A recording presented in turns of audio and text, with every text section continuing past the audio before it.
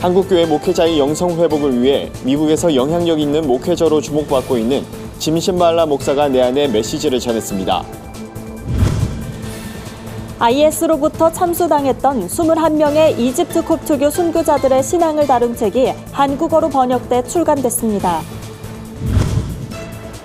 한국조리사관학교 생도들이 그동안 배운 요리 실력으로 지역 주민들을 섬기는 자리를 마련했습니다. 안녕하십니까. 구티비 뉴스입니다. 한국교회 위기는 목회자의 위기와도 직결됩니다. 그만큼 목회자가 바로 서는 것이 중요하다는 의미일 텐데요.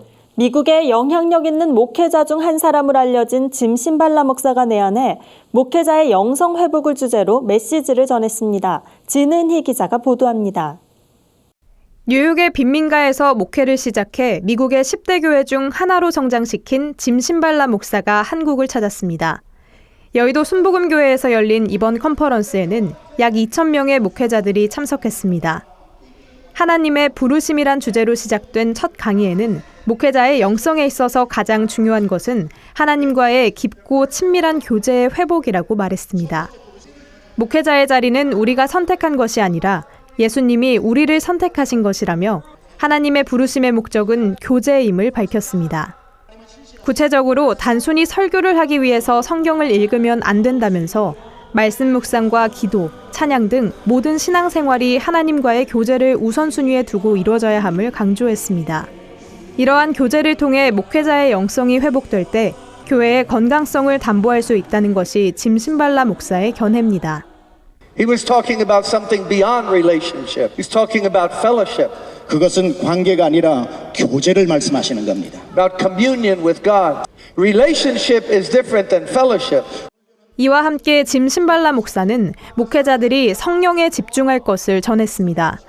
한국교회가 수많은 교단과 교파로 나눠져 있는 현실을 이야기하면서 분열을 일으키는 사탄을 경계하고 우리를 하나로 이어주는 성령에 집중함으로써 교회가 연합과 일치, 화해의 가치를 실현해 나가야 함을 역설했습니다.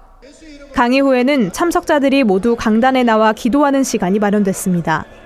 목회자들은 한국교회의 회복을 열망하며 한 목소리로 뜨겁게 기도했습니다. 하나님께서 한국교회를 너무 사랑하시는 것 같아요. 저희가 더 많이 주님과 교제해야 되고 잃어버린 첫사랑을 회복해야 되고 우리가 먼저 깨어서 하나님과 많은 교제를 해야 되겠다. 그런 너무나 부산이 있었어요. 너무나 감사하고 2020 서울 페스티벌의 일환으로 마련된 이번 행사를 계기로 목회자들이 한국교회의 회복을 고민하는 장이 되길 바랍니다. 구티비 뉴스 진은입니다. 지난 2015년 IS로부터 참수당했던 21명의 이집트 콥트교회 순교자들의 신앙을 다룬 책이 한국어로 번역돼 출간됐습니다. 한국 순교자의 소리는 이 책을 통해 콥트 기독교인들이 겪은 고난과 인내의 삶을 소개했습니다. 독일 유명 작가 마틴 모세바흐의 원작을 한국어로 번역한 이 책에서는 IS의 위협 앞에서도 평화로운 얼굴로 마주한 21명의 순교자들의 진정한 신앙심을 엿볼 수 있습니다. 간담회에선 중동 종교 전문가 데이비드 피널트 박사가 무슬림이 대부분인 이집트 사회 속에서 콥트 교회가 처한 상황에 대해 설명하기도 했습니다. 피널트 박사는 그리스도를 부인하지 않았다는 이유로 콥트 교회가 공격당하고 성도들은 납치되거나 살해당하기 일쑤였다며 그럼에도 1000년 넘게 콥트 기독교인들이 인내하며 하나님을 전했다고 밝혔습니다. 한국 순교자의 소리 현숙 폴리 대표는 그리스도를 위해 언제든 죽을 각오가 되어 있는 콥트 기독교인의 신앙을 한국 교회도 배워야 한다고 전했습니다. 한편 이번에 출간된 책은 한국 순교자의 소리 홈페이지에서 구매 가능합니다. 한국조리사관학교 생도들이 그동안 배운 요리 실력으로 지역 주민들을 섬기는 자리를 마련했습니다. 한편에선 생도들과 함께 음식을 만들어 먹을 수 있는 체험 부스도 마련돼 눈길을 끌었습니다. 올해로 12회를 맞이한 행사는 조리사관학교의 교훈인 섬김과 나눔을 몸소 실천하기 위해 열렸습니다. 생도들은 직접 떡볶이와 커피, 케이크 등을 만들어 지역 주민에게 저렴한 가격에 판매했습니다. 수익금은 모두 어려운 이웃을 위해 전달됩니다. 생도들이 심혈을 기울여 만든 작품을 감상할 수 있는 전시회도 열렸습니다. 선생님과 가족, 친지들은 졸업 작품을 감상하고 생도들을 격려했습니다. 한쪽에선 생도들의 도움으로 만든 피자나 커피를 맛볼 수 있는 체험 부스도 마련돼 인기를 끌었습니다. 윤경숙 한국조리사관학교 이사장은 생도들이 평소에 섬김과 나눔을 실천할 수 있도록 지도하고 있다며 사회와 더불어 사는 기쁨을 맛보고 누리길 바란다고 전했습니다. 굿TV가 발행하는 종합주간지 위클리 굿뉴스의 주요 소식을 김민정 기자가 소개해드립니다.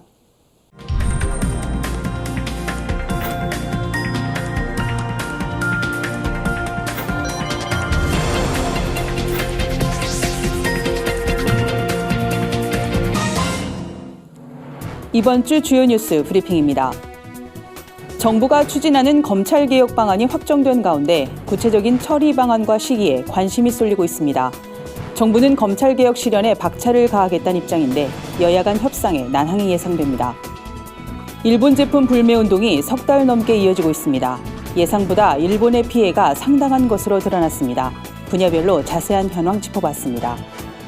취업 후 학자금을 제때 갚지 못하는 청년들이 늘고 있습니다. 최근 한 자료에 따르면 취업 후 학자금 대출 의무 상환 체납자가 연간 17,000명, 체납액은 206억 원에 이르는 것으로 나타났습니다.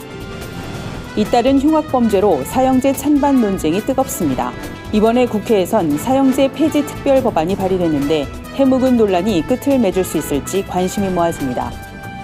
일본 정부의 한국 수출 규제 조치가 100일을 넘어섰습니다. 초반엔 한국 산업 전반에 큰 타격이 있을 것으로 전망됐지만 우려와 달리 일본의 피해가 예상보다 크다는 분석이 나오고 있습니다. 일본 맥주는 사실상 국내에서 퇴출됐고 일본 수입차도 급감했습니다. 지난 추석 연휴 대목에도 일본 여행객은 예년에 비해 현저히 줄었습니다.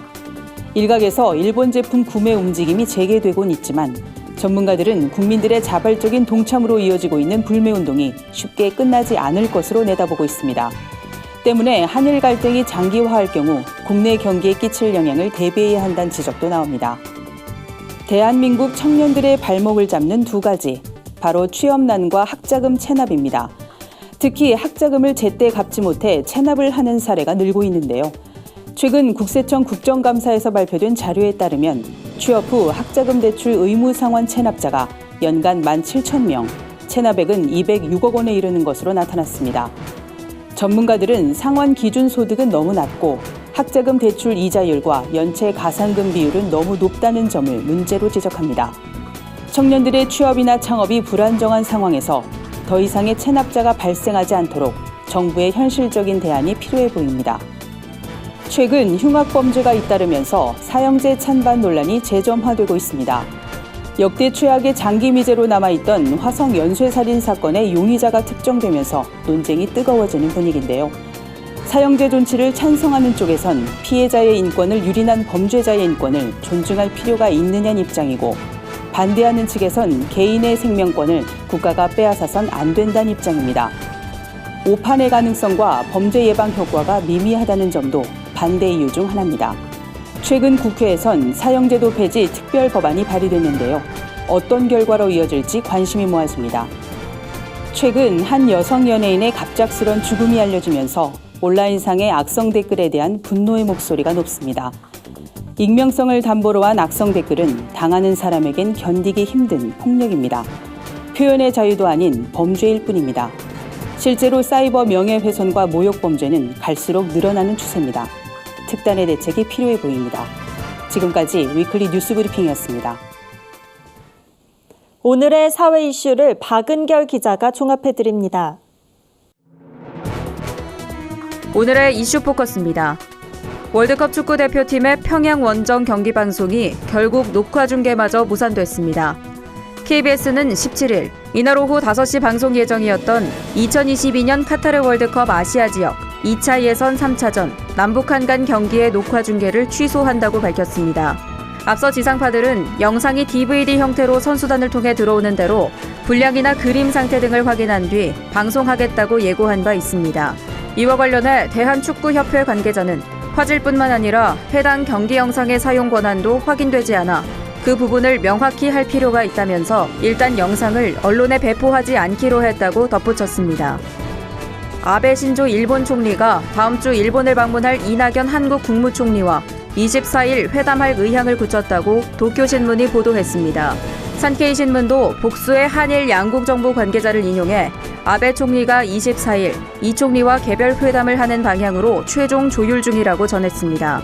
이 총리는 나루히토 일왕의 즉위를 일본 안팎에 알리는 22일 행사에 한국 대표로 참가합니다.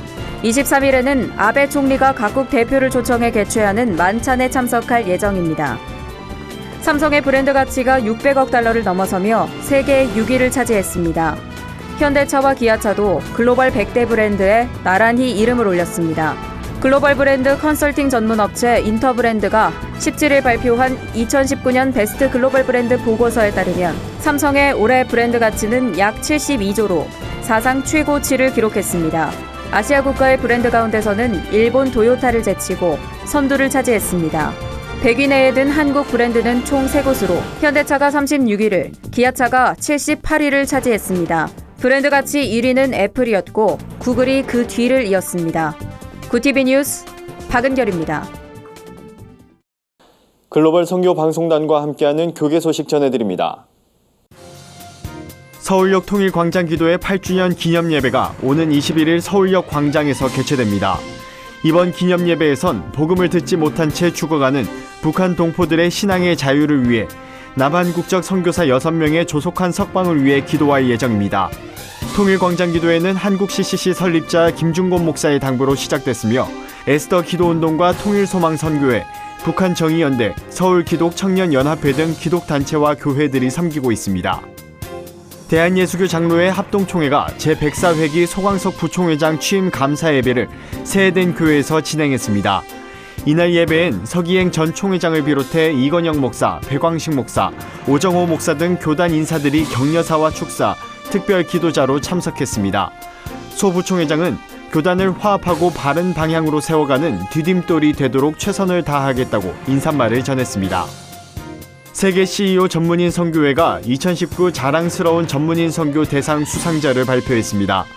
수상자는 김우신 동북아 과학기술협력재단 이사장, 류태영 농촌청소년 미래재단 이사장, 박용준 글로벌케어 회장, 이창현 가스펠투데이 주필, 정정숙 총신대 명예교수 등 5명입니다. 시상식은 내달 9일 서울 종로구 여전도 회관에서 개최됩니다. 이상으로 뉴스를 마칩니다. 구티비 뉴스는 인터넷 신문 데일리 굿뉴스를 통해서도 보실 수 있습니다. 시청해주신 여러분 고맙습니다.